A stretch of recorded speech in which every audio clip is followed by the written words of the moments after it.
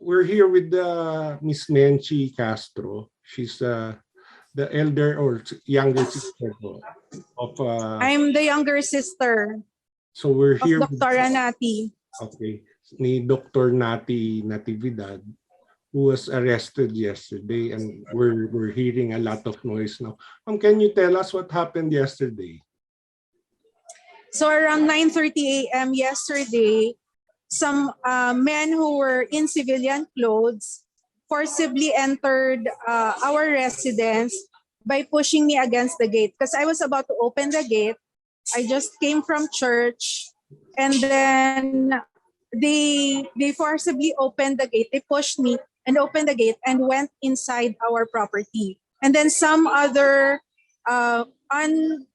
civilian clothes, I suppose they're intelligence people, went over our back wall. No?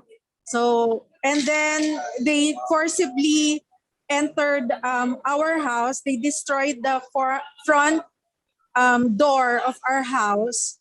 And then they said that they have a warrant of arrest for Dr. Nati. And then I looked at the warrant. It was a photocopy. And then upon looking at it closely later on, I found that it's not even her name. Mm-hmm. Ma'am, and then these men did not introduce themselves. They didn't show any identification? They did not show any identification, and also they refused to be recorded, or they refused to be for me to take pictures of who they were. Hindi po naka-uniforme, naka-civilian clothes lahat? Most of them were in civilian clothes except for two women who were in PNP uniform, but they also did not show me their IDs. So I'm not so sure if the tags on their in their uniform are really theirs. Would you and know, if they're real police. Would you know how many were involved in the operation? So there were about 15 people. So there were so many people na going in through the gate, going in through the back, and then these two ladies, and then the other lady who was in civilian who served the warrant. And then I told them they're not allowed to come into our home. They have to knock on the door. They're like robbers, you know, because they forcibly entered. And then they even told me that they have the right to do anything they wanted. And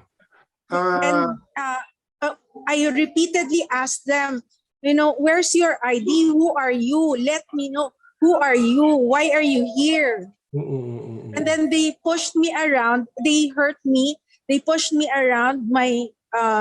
I got bruises on my legs because they pushed me around. Ma'am, were you able to identify anyone? Like who's the leader of the group, of this group? No one. None of them introduced themselves. And then I tried taking pictures. But of course, everyone has masks on, you know, because of the pandemic. So that worked in their favor. And then also they refused to get photographed. What about the and vehicles? Then my sister. The vehicles, were they using What? police? Were they using? Sorry, pardon me. Ma'am, Yes, police vehicles? One was an unmarked vehicle. One was the one that picked up my sister from our house. One was an unmarked vehicle, and the other was a police vehicle. And I was able to take pictures of the plates so that at least I know where they were going to take my sister, because they were able to take my sister forcibly. Ma'am, Dr. Nati, can you tell us about her work, particularly in Naga? Yeah, so my sister is a medical doctor. She's Scholastica, so she graduated from St. Scholastica High School, and she was valedictorian of her class. She went on to college in UP and went on to take, go to College of Medicine. So she's a medical doctor, and she went right after graduation. She went to Butuan and served the people there um, through yung community-based health.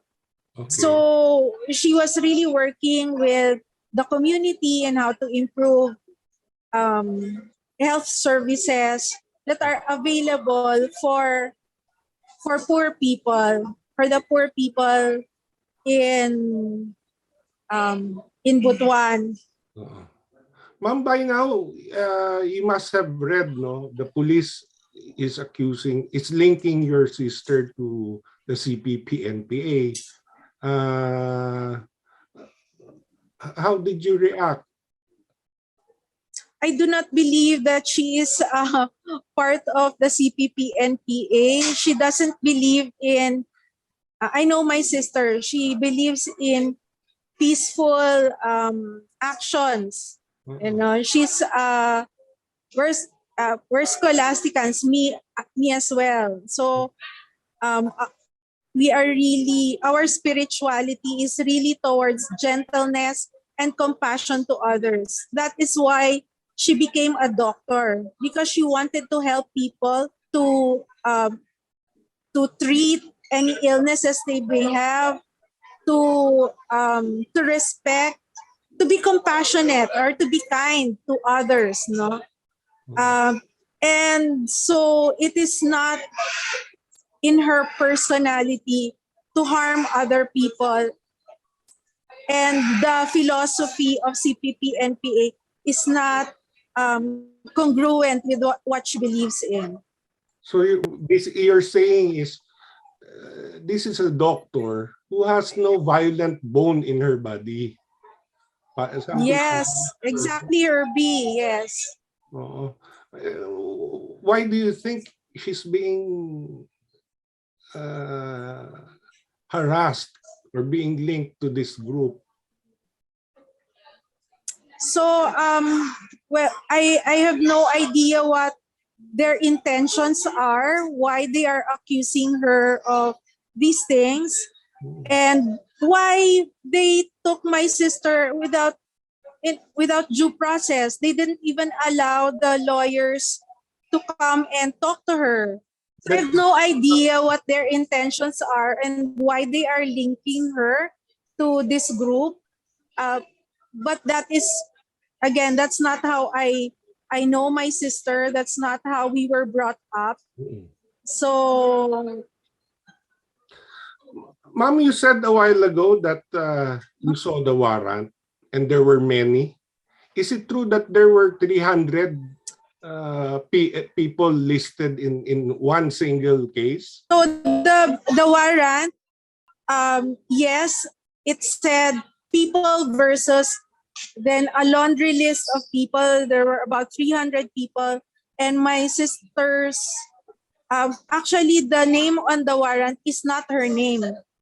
Okay. No, so even it's not her name. It didn't even have her last name on it. So it's not her name. So, and then they served us this bogus warrant. It looks like yung Miranda rights are being violated here. Where is your sister now? Would you know?